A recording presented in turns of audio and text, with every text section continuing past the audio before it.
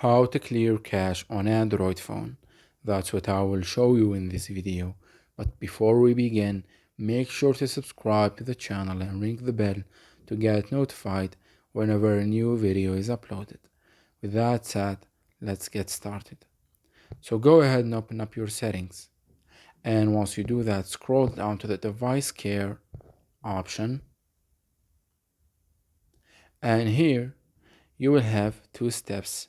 The first one is to clear the battery and security issues. So click on Optimize now.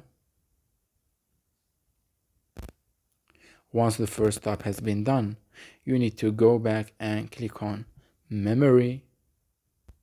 And here you need to clear the memory and app cache.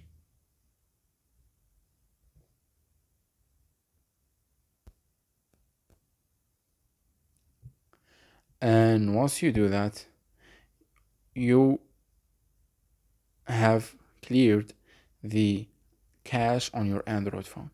So that was it for this video. That's how you can free up and clear the cache in any Android. If you have any questions, please leave them in the comment section down below. With that said, see you in the next video.